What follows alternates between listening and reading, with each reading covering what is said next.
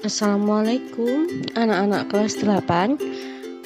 Hari ini kita masuk ke bab baru, yaitu di sistem pernafasan pada manusia. Nah, di sini Bu Leli akan menjelaskan materi sistem pernafasan pada manusia ini per bagian ya. Kita ini masuk ke bagian yang pertama. Bagaimana kabar kalian? Semoga sehat selalu ya. Dan jangan lupa untuk terus menjaga kesehatan kalian di pandemi ini. Sebelum kalian masuk ke pembelajaran, jangan lupa siapkan alat tulis kalian. Di sini Bu Leli menampilkan kompetensi dasar dari materi ini, yaitu 3.9, menganalisis sistem pernafasan pada manusia dan memahami gangguan pada sistem pernafasan serta upaya menjaga kesehatan sistem pernafasan. Juga untuk nilai keterampilan, saya mengambil KD 4.9, menyajikan karya tentang upaya menjaga kesehatan sistem pernafasan. Untuk tujuan pembelajaran hari ini dan indikator pembelajaran hari ini, silakan dibaca sendiri ya.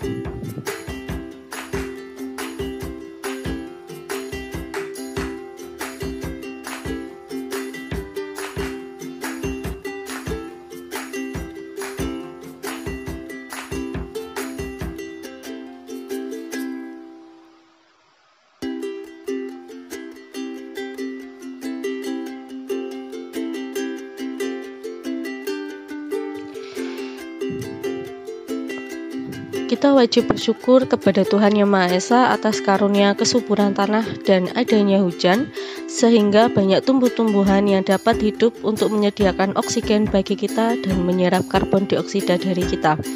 Nah, oksigen dan karbon dioksida itu merupakan gas-gas utama yang terlibat dalam proses pernafasan. Pernahkah kamu menghitung berapa kali dalam 1 menit kamu bernafas? Dan pernahkah kamu menghitung berapa banyak kamu bernafas dalam 1 hari?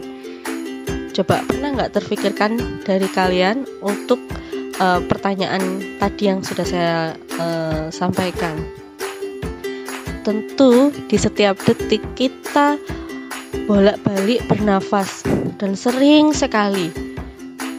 Dan itu adalah nikmat yang sangat berharga karena kita bisa bernafas sehingga kita masih bisa hidup. Nah, pada umumnya manusia dapat bernafas sekitar 17.000 kali dalam sehari. Bayangkan, banyak sekali, dan begitu mulianya Tuhan memberikan nikmat itu kepada kita. Nah, bernafas atau ventilasi paru-paru merupakan proses menghirup udara atau inhalasi dan menghembuskan udara atau ekshalasi yang melibatkan pertukaran udara antara atmosfer dengan alveolus paru-paru. Itu merupakan pengertian dari bernafas. Nah, sambil kalian memperhatikan apa yang Bu Leli sampaikan, kalian bisa membuka buku paket kalian di bab sistem pernafasan halaman 45 ya. Nah, sekarang saya lanjutkan ya. Respirasi, yaitu proses pertukaran gas yang terjadi di dalam tubuh makhluk hidup. Untuk proses dasar respirasi itu terbagi menjadi 3, yaitu bernafas yang sudah saya jelaskan tadi. Kemudian ada respirasi eksternal, merupakan pertukaran gas-gas antara alveolus paru-paru dengan darah di dalam pembuluh kapiler paru-paru. Pada proses tersebut, darah dalam kapiler mengikat oksigen dari alveolus dan melepaskan karbon dioksida menuju alveolus. Dan yang ketiga, respirasi internal, merupakan pertukaran gas-gas antara darah di dalam pembuluh kapiler jaringan tubuh dengan sel-sel atau jaringan tubuh. Yang saya sampaikan ini yaitu merupakan pengertian dari bernafas dan respirasi. Nah, di dalam sel tubuh, oksigen digunakan untuk reaksi metabolisme tubuh. Selama proses ini dihasilkan energi berupa ATP dan sisa metabolisme berupa karbon dioksida. Proses yang terjadi di dalam sel tersebut disebut dengan respirasi seluler. Nah, untuk lebih lengkap mempelajari tentang respirasi seluler ini, kalian akan mempelajari materi ini di tingkatan berikutnya atau di SMA nanti ya. Jadi nanti kita akan belajar sistem pernafasan ini secara dasarnya saja.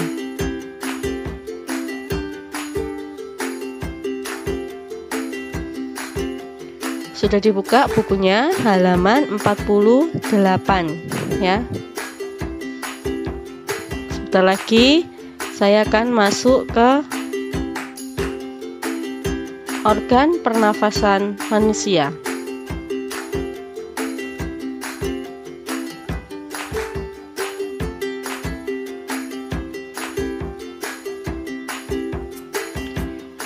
Organ penyusun sistem pernafasan manusia itu dikelompokkan berdasarkan struktur dan fungsi. Nah, secara struktural, sistem pernafasan tersusun atas dua bagian utama, yaitu sistem pernafasan bagian atas meliputi hidung dan faring, dan sistem pernafasan bagian bawah meliputi laring, trakea, bronkus, dan paru-paru. Ini yang perlu kalian perhatikan ya. Jadi secara struktural itu ada dua, sistem pernafasan bagian atas, hidung dan faring, dan sistem pernafasan bagian bawah, laring, trakea, bronkus, dan paru-paru.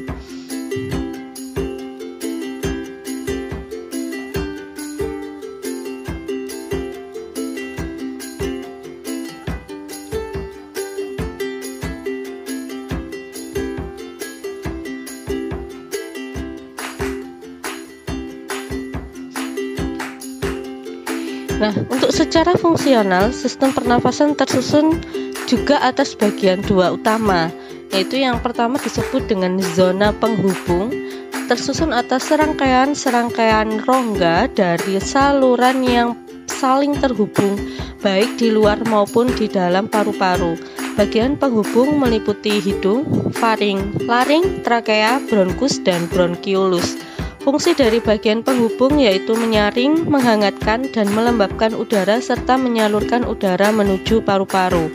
Bagian selanjutnya yaitu zona respirasi, tersusun atas jaringan dalam paru-paru yang berperan dalam pertukaran gas, yaitu alveolus.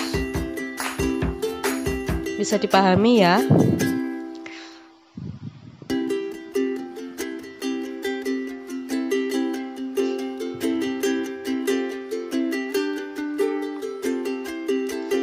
Nah, di sini Bu Leli sudah menampilkan bagian-bagian dari sistem pernafasan manusia.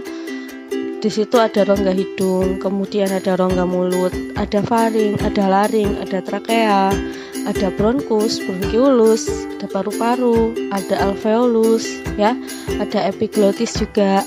Nah, nanti kita akan mempelajarinya untuk fungsi-fungsi terkait dari organ-organ tersebut setelah ini.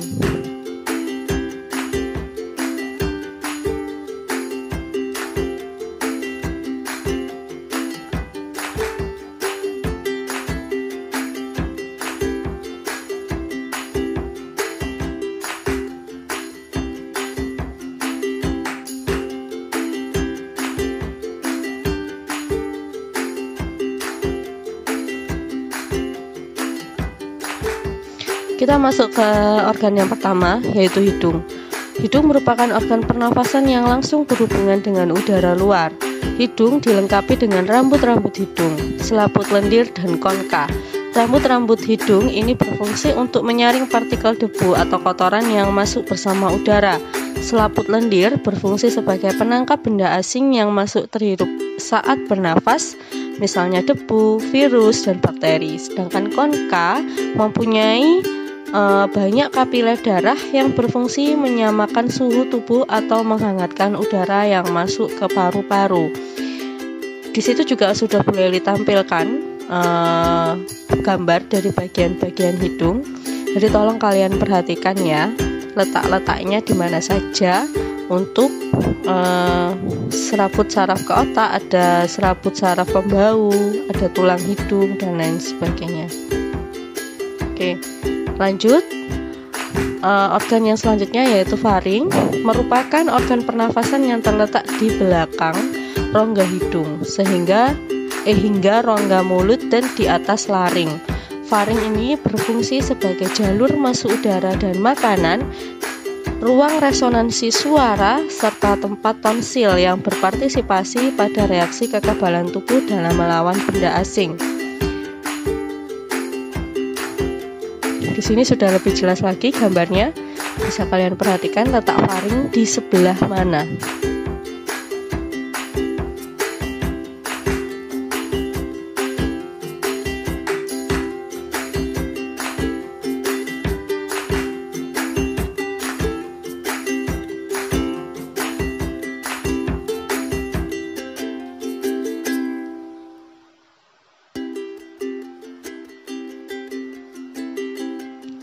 Nah, untuk laring ya, jadi ada faring, kemudian selanjutnya ada laring. Laring atau ruang suara merupakan organ pernafasan yang menghubungkan faring dengan trakea. Di dalam laring terdapat epiglotis dan pita suara. Udara yang masuk melewati laring dapat menggetarkan pita suara, sehingga dihasilkan gelombang suara. Gelombang suara ini dapat diatur untuk menghasilkan berbagai bunyi dengan cara mengatur kolom udara pada faring, rongga hidung, dan mulut. Tinggi rendahnya dapat dikontrol oleh tegangan pita suara. Jadi di laring ini tempat kita bisa mengeluarkan suara kita, ya. Letaknya di mana laring? Nah, di situ kalian lihat ada keterangan di gambarnya.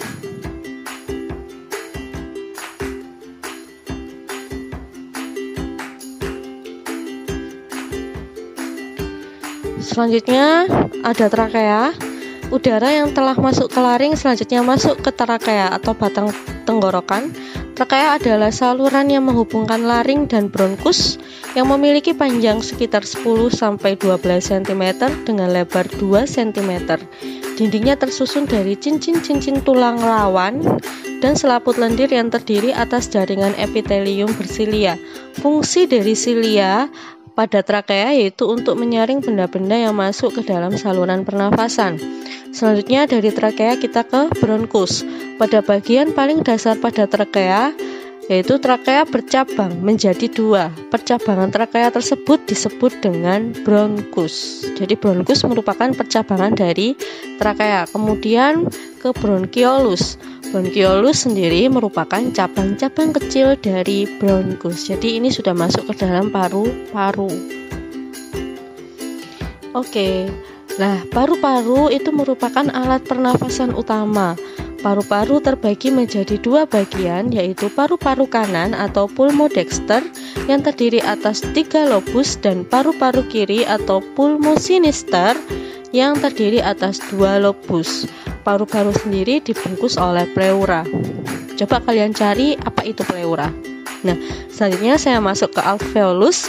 Alveolus tersusun atas 1 lapis jaringan epitel pipih. Struktur demikian memudahkan molekul-molekul gas melaluinya. Dinding alveolus berbatasan dengan pembuluh kapilé darah sehingga gas-gas dalam alveolus dapat dengan mudah mengalami pertukaran dengan gas-gas yang ada di dalam darah. Adanya gelembung-gelembung alveolus memungkinkan bertambahnya luas permukaan untuk proses pertukaran gas. Luas permukaan alveolus 100 kali luas permukaan tubuh manusia. Nah, itu tadi organ-organ dari sistem pernafasan manusia yang sudah saya rangkum. Di sini ada gambar struktur paru-paru, bronkus, bronkiolus, dan alveolus. Ya, kita sudah membahasnya sampai ke alveolus. Untuk catatan-catatan kecil yang perlu kalian tambahkan, kalian bisa cari di buku paket kalian atau di materi di internet.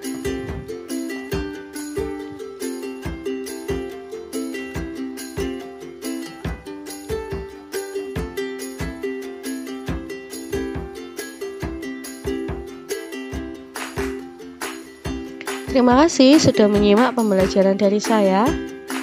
Jangan lupa kerjakan tugas kalian, dan saya harap saya bisa bertemu dengan kalian lagi di pembelajaran berikutnya. Oke, saya tutup pembelajaran hari ini. Wassalamualaikum warahmatullahi wabarakatuh.